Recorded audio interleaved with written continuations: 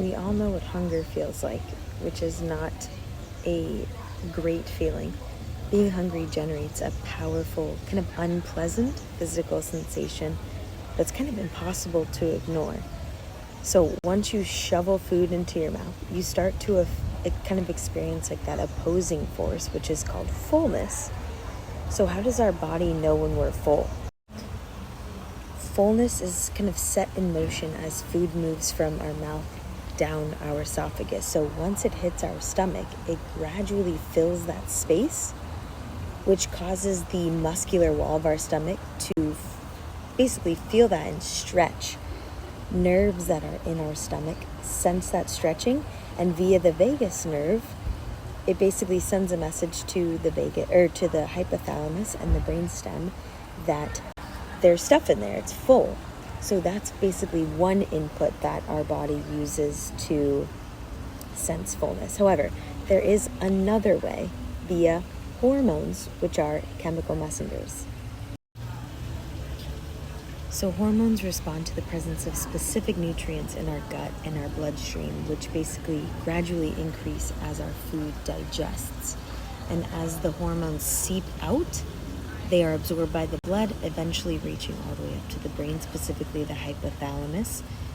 There are roughly 20,000 hormones that are involved in sending these messages specifically for food, fullness, hunger, etc.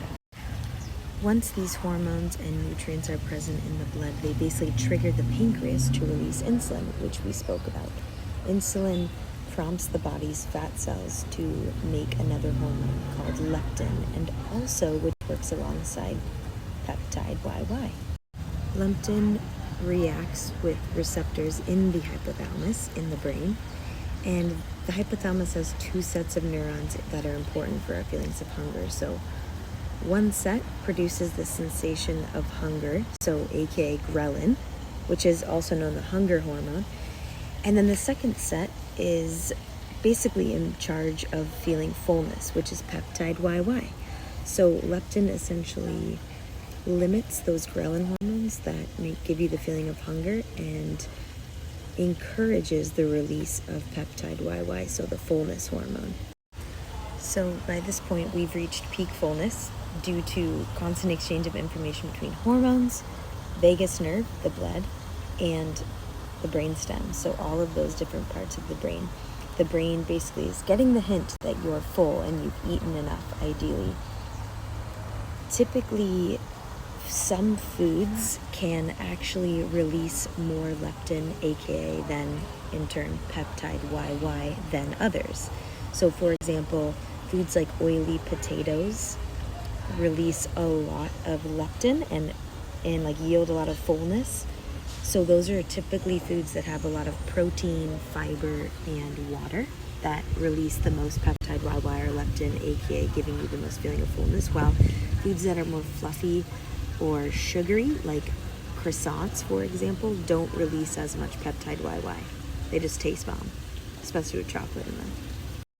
Of course, feeling full will not last forever. So after a few hours, your gut and your brain start to send messages back to each other.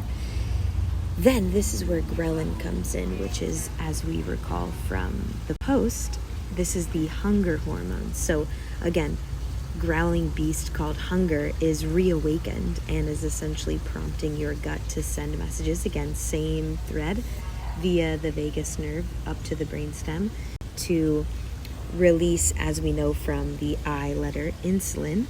It starts to release glucagon, which basically then starts to release glucose back into the bloodstream that's been stored to give you energy, but also prompts your brain to seek out food because it's hungry.